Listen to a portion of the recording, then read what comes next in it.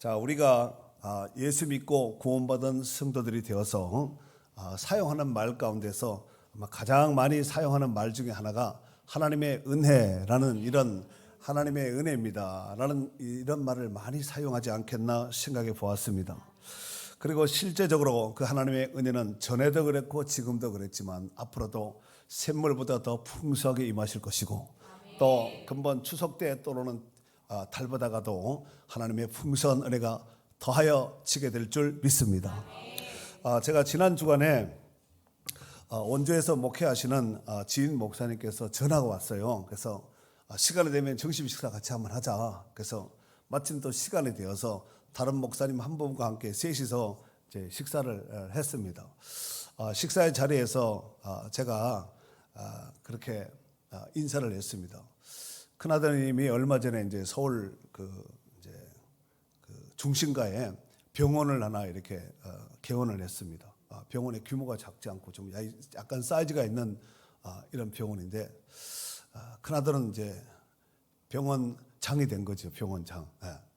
그리고 둘째 아들은 대기업 건설회사에서 이 자금을 직접적으로 만지는 이 중책을 맡고 있는 아들이 둘인데 큰아들은 의사가 돼서 병원장이고 둘째 아들은 대기업에 자금을 맡고 건설해서 자금을 담당하고 직접 돈을 만지는 실무자예요. 그래서 자기 손으로 직접 하루에도 수천억씩 왔다 갔다 한다는 거예요. 그래서 참 귀한 아들을 뒀는데 중요한 사실은 이 두 아들이 둘 다 믿음이 정말 신실합니다.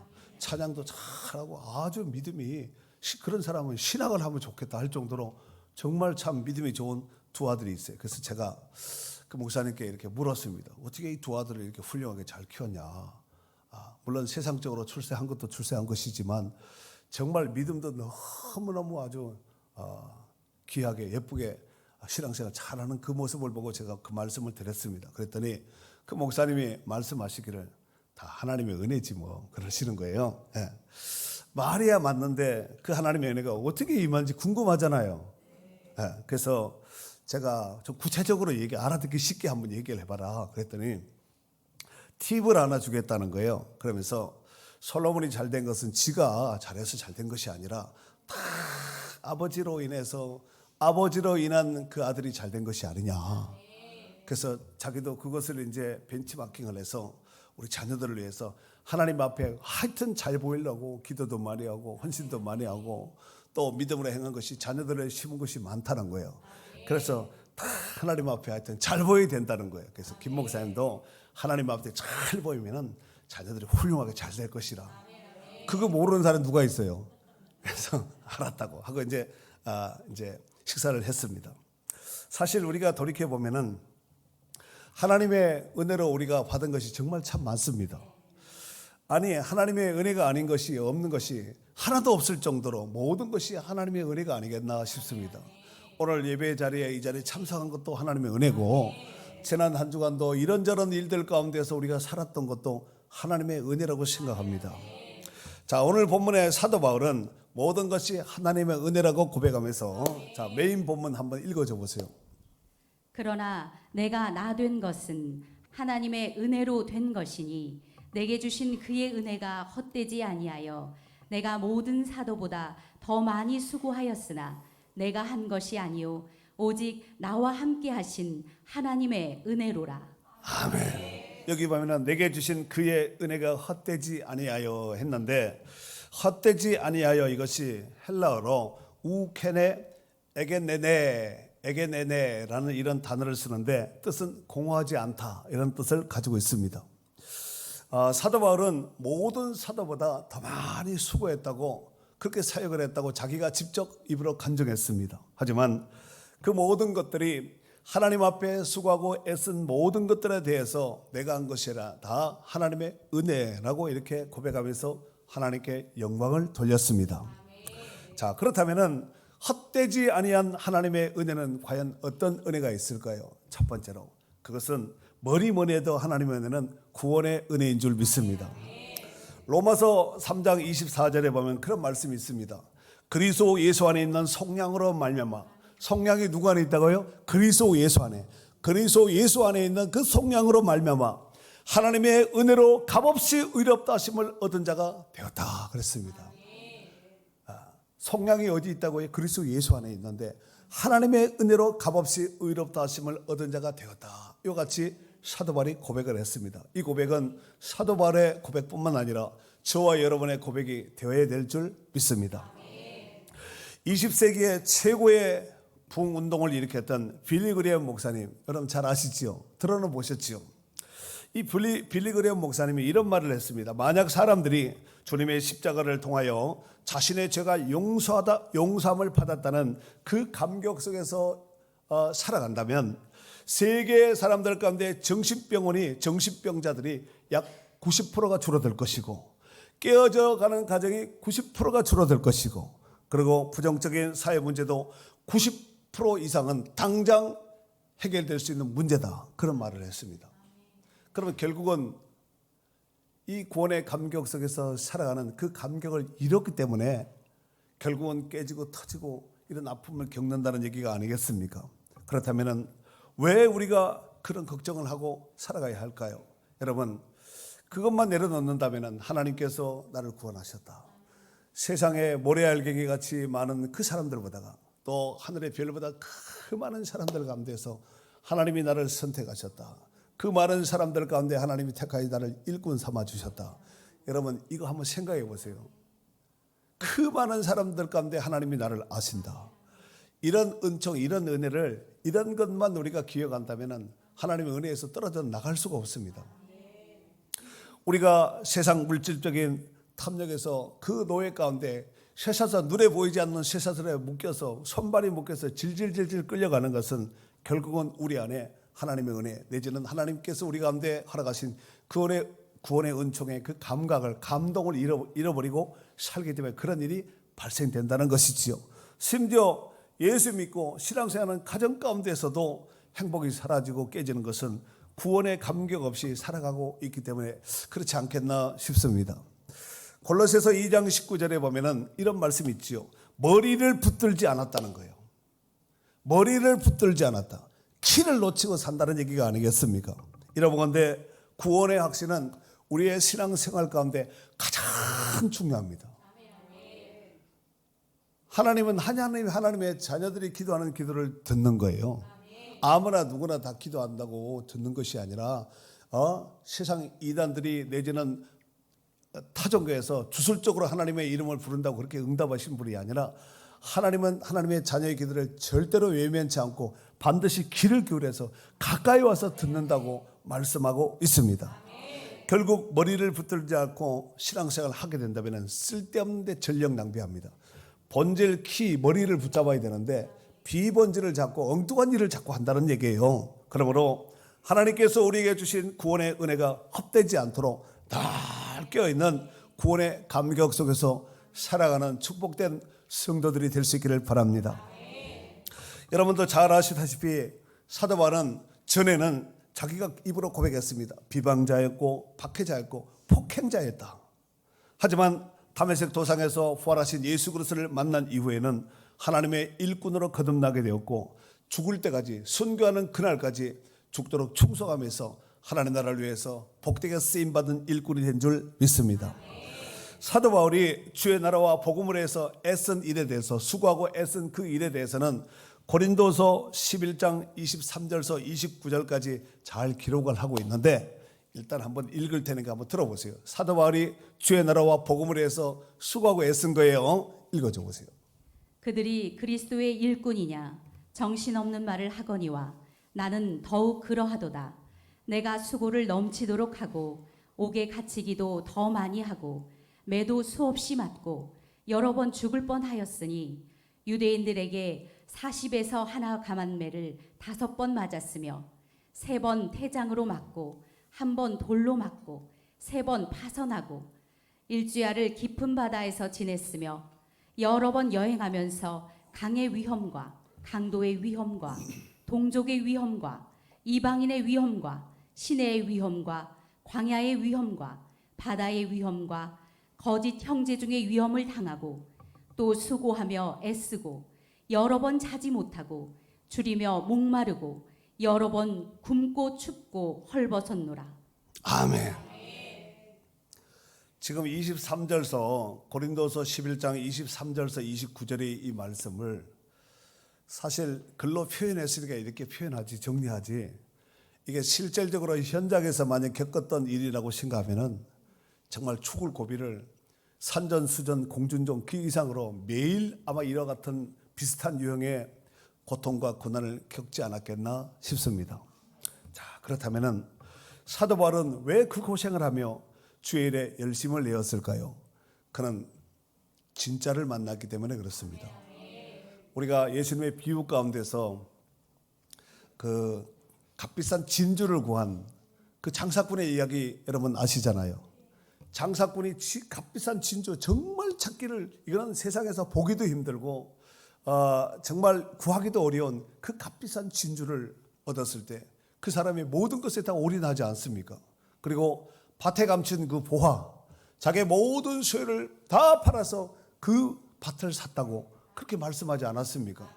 그 주일학교 노래에 보면 집 팔고 뭐 냉장고 팔고 다 팔아서 샀다 그러잖아요. 그 왜 그러냐면은 절대 가치, 진짜를 만났기 때문에 그렇습니다. 여러분, 진짜를 만나야지 헛방치면 안 됩니다. 신앙생활에 헛방하면 세월 낭비예요. 그냥 세월 낭비, 고생만 하는 거예요. 종교인으로 전락될 수밖에 없다는 거예요. 헛방치지 말고 한 방을 하더라도 정통, 표대 대신 주님을 꼭 부여잡고 표대가 흔들리면 안 돼요. 확실하고 분명한 키를 부여잡고 달려갈 수 있는 복된 성도들이 될 수 있기를 바랍니다. 그래서 빌립보 3장 8절에 보면은 사도 바울이 그런 고백을 하지요. 또한 모든 것을 해로 여김은 내 주 그리스도 예수를 아는 지식이 가장 고상하기 때문이라. 내가 그를 위하여 모든 것을 잃어버리고 배설물로 여김은 그리스도를 얻고 그랬습니다. 그리스도를 얻고 밭에 감춘 보화를 발견한 그 사람과 같이 진짜가 있는 그 밭을 샀기 때문에 나머지는 다 비번질로 처리하고 아무것도 아닌 것처럼 진짜를 잡았으니까 다른 건 눈에 들어오지 않는다는 얘기죠. 고린도전서 9장 23절에 보면은 내가 복음을 위하여 모든 것을 행함은 복음에 참여하고자 함이라 그랬습니다. 복음을 위해서 모든 것을 행하였다는 거예요. 유대인들에게는 유대인과 같이, 이방인에게는 이방인과 같이 하면서 복음을 전파했다는 거예요. 유대인들에게 복음을 전할 때는 유대인과 같이, 이방인들에게 복음을 전할 때는 이방인과 같은 이런 폼 마인드를 가지고 복음을 전하였다는 말씀입니다. 자, 그렇다면은 하나님께서 어떤 사람에게 그 은혜를 베풀어 주실까요? 모든 것이 다 하나님의 은혜라 그랬잖아요. 하나님께서 그렇다면은 어떤 사람에게 그런 은혜를, 그런 은총을 베풀어 주시냐, 이 말입니다. 히브리서 4장 16절에 보면은 그러므로 우리가 긍휼하심을 받고 때를 따라 돕는 은혜를 얻기 위하여 은혜의 보좌 앞에 담대히 나갈 것이니라 그랬습니다. 여러분, 오늘 히브리서 4장 16절 금방 읽어드린 이 말씀을 근간해서 제가 한번 질문을 다시 한번 해보도록 하겠습니다. 하나님께서 어떤 자에게 은혜를 주신다고요? 때를 따라 돕는 은혜의 보좌 앞에 담대히 나오는 자. 여러분과 같이 이렇게 예배 현장에 나오는 자, 이 자리에 있는 자들에게 하나님께서 은혜를 입혀주신다는 말씀이 아니겠습니까? 여러분, 때를 따라 하나님의 은혜의 보좌 앞에 담대히 나오는 것은 하나님의 은혜가 아니면 안 됩니다. 왜냐하면 하나님은 은혜 줄 자에게 은혜 베푸시고 긍휼 베풀 자에게 긍휼을 베푸신다고 말씀하셨기 때문입니다. 그리고 은혜의 때도 다 하나님께서 은혜 주실 때도 때가 있습니다. 옛날에 받았던 그 은혜 가지고 평생 늙어 먹지 말고, 여러분, 우리가 식사를 할 때 집에서 식탁을 차릴 때 금방 해놓은 밥, 오늘 아침에 밥 이렇게 해먹고 또 점심에 밥 해먹고 저녁에 밥 해먹고 이러지, 작년에 막 있다고 막 해놓고 그거 퍼먹고 매일 이렇게 까먹고 이렇게 하지는 않잖아요. 그러니까 그때 주시는 그 은혜로 사는 자가 진짜입니다. 하나님은 때를 따라서 일하시는 살아계신 하나님이시기 때문에 그렇습니다. 전도서 3장 1절에 보면은 범사의 기한이 있고 천하마 모든 범사가, 모든 것들이 다, 만사가 다 때가 있다는 거예요. 하나님은 때에 맞게 모든 것을 일하시는 거예요. 추석 명절이 가까이 다가오니까 벌써 아침 저녁으로 공기가 다르잖아요. 한번 들판에 보세요. 약간 뭐 벼도 약간 있고 곡식도 보니까 약간 푸릇푸릇한 이런 색깔보다는 약간 누릿누릿한 이런 색깔 쪽으로 많이 이렇게 변해 있는 모습을 보고, 공기가 벌써 아침 조석관에 약간 공기가 다른 거 여러분 느끼셨지요? 이제 그것이 이제 앞으로 추석 명절 지나면은 추석이 지나면은 아마 추석 때까지는 좀 덥다는 거예요.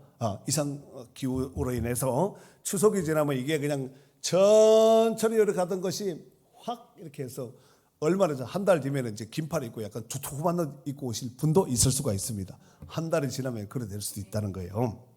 자, 두 번째, 하나님의 은혜는 주의 일꾼으로 불러주신 것이 바로 은혜인 줄 믿습니다. 자, 9절 말씀 한번 읽어주세요. 앞에 9절. 나는 사도 중에 가장 작은 자라. 나는 하나님의 교회를 박해하였으므로 사도라 칭함받기를 감당하지 못할 자니라. 아멘. 사도라 칭함을 받기를 감당하지 못할 자다. 여러분, 이 말은 헬라어로 칼레이스타이라는 단어를 쓰는데 사도로 여겨주셨다 이런 뜻입니다. 사도라 칭함을, 이 말씀은 사도로 여겨주셨다. 사도가 아닌데 사도라고 칭해줬다는 거예요.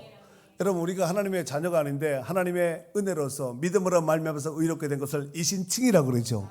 의롭다고 칭해준 거예요. 오늘 사도 바울에게는 사도가 원래는 아니에요. 12사도의 이름은 없습니다. 하지만 우리 하나님께서 그에게 사도라고 칭해 이름을 줬다는 거예요. 하나님과 하나님의 교회를 심하게 박해한 자신이 다른 사도들과 비교할 수 없을 만큼 부족하고 연약함에도 불구하고 별 볼 일 없음에도 불구하고 하나님께서 사도로 불러주시고 그에게 복음의 일꾼으로 삼아주셨다고 고백하고 있습니다. 오늘 본문에도 보면 사도 바울이 하나님의 일꾼 된 것도 뭐라고요? 하나님의 은혜로 된 것이라는 거예요. 한번 다 같이 다시 한번 읽어보세요. 10절 메인 본문이에요. 그러나 시작. 그러나 내가 나 된 것은 하나님의 은혜로 된 것이니 내게 주신 그의 은혜가 헛되지 아니하여 내가 모든 사도와 도반에 수고하였으나 내가 한 것이 아니요 오직 나와 함께 하신 하나님의 은혜로다. 아멘. 그 하나님의 은혜가 있으니까 우리가 지금 살아있는 것이지, 만약에 그때 불순종하고 그때 만약에 빗나갔을 때 하나님 말씀에 빗나가고 불순종했을 때 벼락이라도 때렸으면 어떻게 될 뻔했어요. 그때 만약 어떤 사고가 났으면 어떻게 할 뻔해요. 그때 만약 불이 나서 죽고 그때 만약 건물이 무너져서 깔려서 죽었다면 어떻게 되겠습니까? 물론 깔려 죽었다고 해서 다 그렇게 된 것은 아니지만 하나님의 은혜가 있기 때문에 오늘 또 우리 가운데 그 은혜가 머물러 있기 때문에 우리는 이와 같이 살아있고 또 귀한 사명을 감당하고 있는 줄 믿습니다. 에베소서 3장 7절에 보면은 이 복음을 위하여 그의 능력이 역사하시는 대로 내게 주신 하나님의 은혜의 선물을 따라 내가 일꾼이 되었노라. 여러분, 일꾼 된 것은 은혜의 선물입니다. 첫 번째, 아까 제가 하나님의 은혜의 선물이 첫 번째 뭐라 그랬죠? 구원. 두 번째는 일꾼 삼아 주신 거. 그 하나님의 은혜로 구원받은 것이 먼저고, 그 다음에 구원받은 사람들 가운데서 하나님께서 일꾼을 삼아 주셔요. 구원받았다고 다 일꾼 되는 것은 아니에요. 그 가운데서 하나님의 부르심이, 또 일꾼으로 부르심이 있어야 됩니다. 사도 바울은 다른 사도들보다 더 열심을 내어 복음을 전하였고 주님이 부여해 주신 모든 일에 있어서 그 어떤 사도들보다가 일꾼보다 더 많이 충성하였다고 고백하고 있습니다. 사도 바울은 하나님 앞에 생명불사의 자세로 충성하였음에도 불구하고 내가 한 것이 아니라 이 모든 것은 다 하나님의 은혜로 한 것입니다. 하나님이 해주신 것입니다 라고 고백했다는 것이에요. 사랑하는 성도 여러분, 그렇다면 그렇게 은혜 입은 자가 구하여야 할 것이 무엇이라고 생각하십니까? 은혜 입은 자의 모습을 잃지 않고 한결같은 마음으로 충성해야 될 줄 믿습니다.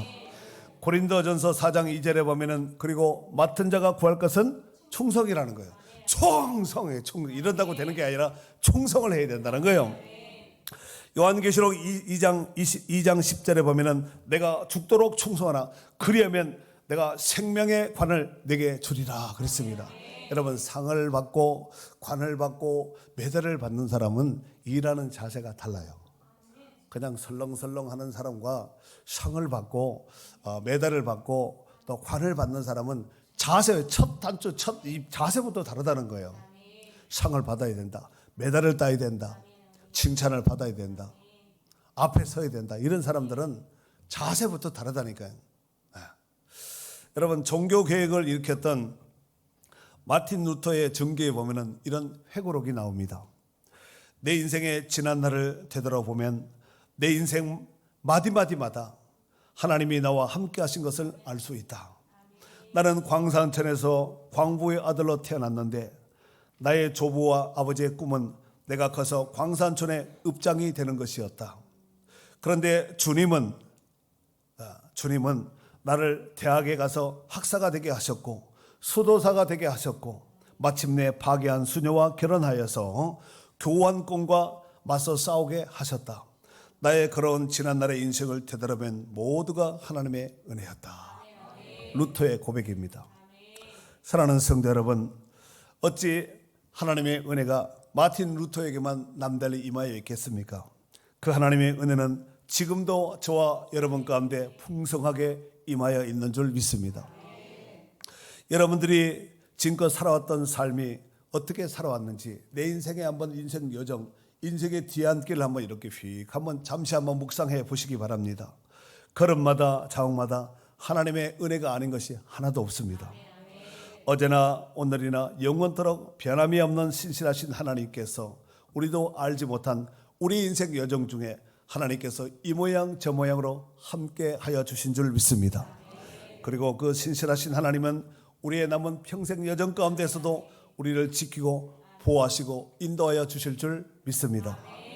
시편 1편 6절에 보면은 그런 말씀이 있죠. 다윗이 고백을 하기를 내 평생의 선하심과 인자하심이 반드시 나를 따르니 내가 여호와의 집에 영원히 살리로라 그랬습니다.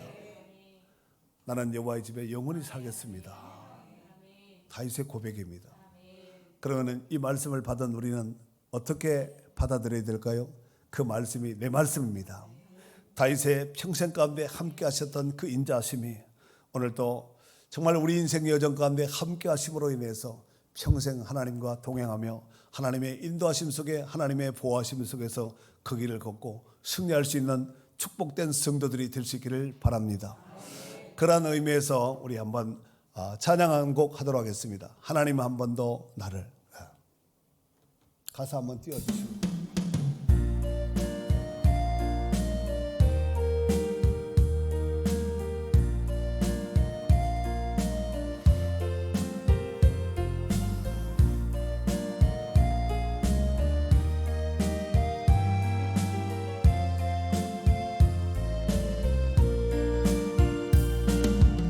하나님 한 번도 나를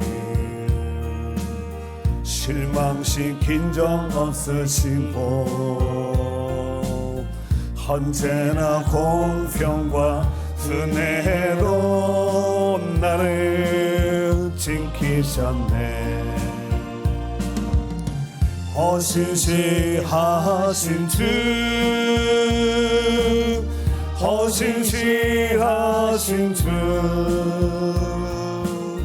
내 너를 떠나지도 않으리라 내 너를 버리지도 않으리라 약속하셨던 주님 그 약속을 지키사 이후로도 영원토록 나를 지키시리라 확신하네. 지나온 모든 세월들 돌아보아도 그 어느 것 하나 주의 손길 한 미친 것 전혀 없네. 어신실하신 주 어신실하신 주 내 너를 떠나지도 않으리라 내 너를 버리지도 않으리라 약속하셨던 주님 그 약속을 지키사 이후로도 영원토록 한 번 더 하겠습니다. 하나님 한 번도 나를 실망시킨 적 없으시고 언제나 공평과 은혜로 나를 지키셨네. 어신시하신 주, 어신시하신 주, 내 너를 떠나지도 않으리라, 내 너를 버리지도 않으리라. 아멘. 그렇습니다. 약속하셨던 주님, 그 약속을 지키사 이후로도 영원토록 나를 지키시리라 확신하네. 지나온 모든 세월들 돌아보아도 그 어느 것 하나 주의 손길 안 미친 것 전혀 없네. 어신실하신 주, 어신실하신 주, 내 너를 떠나지도 않으리라, 내 너를 버리지도 않으리라. 약속하셨던 주님, 그 약속을 지키사 이후로도 영원토록 나를 지키시리라 확신하네.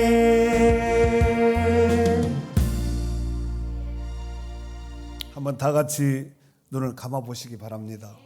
여러분, 하나님께 은혜 받는 자의 삶을 우리가 어떻게 살아야 되겠습니까? 우리를 구원하시고 부족함이 많음에도 불구하고 하나님께서 귀한 일꾼으로 삼아주시고 귀한 사명 맡겨주셔서 각 사람의 또 현장 가운데 쓰임받을 수 있도록 우리에게 건강 주시고 시간 주시고 또 기회 주시고 은혜 베어 주시지 않았겠습니까? 그리고 맡은 자가 구할 것은 충성인데 우리는 어떤지 한번 살펴보시기를 바랍니다. 혹여나 정말 내게 주신 구원의 감격을 잊고 하나님께서 주신 사명을 회피하고 또 신실하지 못하고 온전치 못한 다 처져 있고 힘들어하고 지쳐 있고 혹 비번질에 열심을 내고 있지는 않습니까? 표대 되신 주님 바라보고 부름의 상을 위해서 달려갔던 사도 바울과 같이 하나님께서 우리에게 맡긴 사명, 생명 바쳐 시간 바쳐 물질 바쳐 끝까지 충성하는 저와 여러분들이 될 수 있기를 바랍니다. 이 모든 것이 다 나와 함께 하신 하나님의 은혜라고 사도 바울은 고백했습니다. 지금껏 살았던 삶이 은혜고 지금 내가 이곳에 있는 것도 은혜고 앞으로 살아갈 모든 것이 하나님의 은혜 가운데 살아갈지언데 그 하나님의 은혜가 끊어지면 죽습니다. 끝납니다. 그러므로 하나님 내게 베풀어진 지금껏 그 은혜가 앞으로도 이후로도 계속해서 지속될 수 있게 하옵소서 하고 한번 다짐하면서 주여 한번 크게 외치고 한번 통성으로 기도하도록 하겠습니다.